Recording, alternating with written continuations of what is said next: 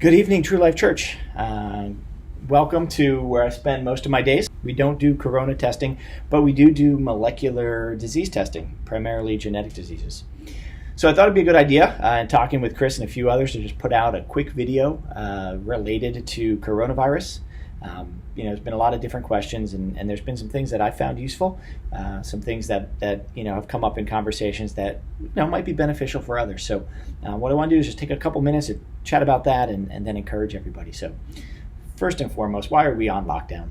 Why do we continue to see our social freedoms kind of get pulled back some? Why is the government putting curfews in and trying to isolate people from one another? Well, in infectious disease, the biggest challenge is always the spread. Spreads occur when people make contact with one another. And so what we need to do as a community is we need to find ways to slow that down. And the reason we have to slow that down is if too many people get sick too quickly, we actually overwhelm our system. We don't have enough hospital beds for the sick. We don't have enough healthcare workers to take care of those who are sick. And so the goal with every infectious disease outbreak is to slow it down. How do we slow it down to a pace so that the number of people at any given point in time is not bigger than what we can actually manage? And so we do that through a few different ways. The primary way is, put people inside bubbles and keep them from making contact. That's the most extreme. The reason why we don't do that with the flu is primarily for a couple reasons. One, most of the time we can tell when you have it. Right? You're sick, you're achy, you've got a fever. We see it and you know to stay away. With coronavirus, we don't know a lot about the disease yet, and so what we're slowly learning as time evolves here is that there are sometimes people who can be carrying and therefore transmitting and making others sick who never really show signs or symptoms. So that's probably one of the most challenging things is we can't look at individuals and say, hey, when you wake up, if you don't feel well, stay in bed so you don't get anyone else sick. It's kind of common sense. So in the absence of that, we've got some other tools that we use as a community. One of those is testing. So if you're an individual and you were around someone else that was sick, if we have a test, you take a quick test. We tell you if you're positive. If you're positive, we say, look, stay away from other people. You may not feel all that bad yourself, but we know that you're carrying. Stay quarantined. And so if we had sufficient testing, we'd be able to identify those for sure who are showing signs, but more importantly, detect all the people who aren't showing signs as well, and then advise them to stay home. So why aren't we doing that? Well, we weren't fully prepared. For a variety of different reasons, there's not enough testing happening. So what it does is it creates a situation where if we can't find who's actually positive, we're forced to just use that other extreme and put people in isolation more and more. And so the community is developing more tests, but to date, we've been very selective on who can actually get a test, to the point where there are people who have been showing up, who have all the signs and symptoms, but because they didn't meet, all the different criteria, they were turned away. That creates panic. It shows that we don't have a good handle, we don't have control, we can't implement what we think is the ideal and proper care. And so as a result of that, we see, just increased measures of trying to keep people separated from one another.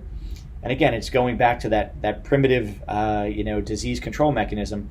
Keep everybody in their house, and there's no way for people to continue to have interaction and therefore make other people sick. So that's changing. We'll have more testing coming out. Labs, clients of mine are ramping up testing capabilities, and so that's a really good thing. That's going to allow us to manage this without strict quarantines, where we can then just quarantine the people that we know are positive and keep them away from one another. On the flip side of that, there's probably going to be some bad news that comes out as testing increases. Right now, we don't have enough tests, so there most likely are people who are sick who don't have a positive test. The more testing we do, the more positive people we're going to find, and it's going to probably jump pretty high in terms of our numbers. And that's going to create some more panic. It's going to make it look like this disease is spreading even more aggressively, when in reality, it's not. The rates are still the same. It's just we can actually identify people and put that label as tested positive on them. So I want to encourage you over the coming weeks, if you see these numbers start to rise and you see the panic around you, to know that a lot of it's artificial. The numbers are artificial because we haven't been able to test. So if I put the scientific side aside, we've got a really great opportunity as a church. And what I mean by that is we have the ability to encourage one another. These are times and seasons in our community unlike any other that I've experienced in my lifetime. Very unique, being put on lockdown, people being told to either not come to work or being told there is no work. And so first and foremost, as the church, we've got the ability to show the love of Christ in whatever circumstances someone's going through. We have the ability to experience ourselves the love of Christ in whatever experience we're having, either as an individual or a family.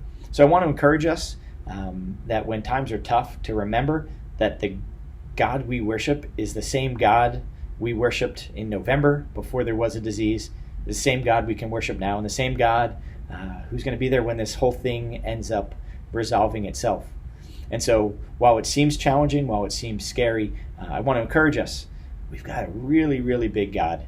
And this God is not an absent God. He stepped into this world because he cares about our lives in the day-to-day. So embrace that. As I feel angst coming up in me, I'm just reminded now, I'm trying to build a habit when I get the thought or when I feel the feeling, Philippians 4. I'm going to turn those things into prayer. And so my hope is that my prayer life actually grows through this situation, that I'm thinking more and more about our God and going to him more and more with God.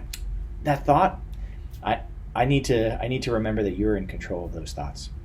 So I want to encourage us. I also want to encourage us that in this time where people who don't know Christ are looking at the media, looking at the news, looking at circumstances or their environments to try and find some sense of peace, that we've got a really, really great opportunity to walk out that peace and that joy that comes, a gift that isn't shaken by circumstances, where we have the ability to say, yeah, my life looks like this right now. It's not how I want it to look. I don't know what the future is going to be like, but I know I've got a God who loves me. Let me tell you about him.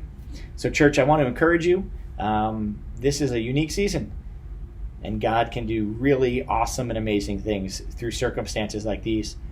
And so the one thing I'd like to just encourage and challenge everyone with, when we've got thoughts that come in, just remember, but God. Don't try and look at the world around us and leave God out of the picture. Look through it with God's lens and say, God, what can I do in your church? How do I experience your love more in this situation? And how do I share that love with those around me?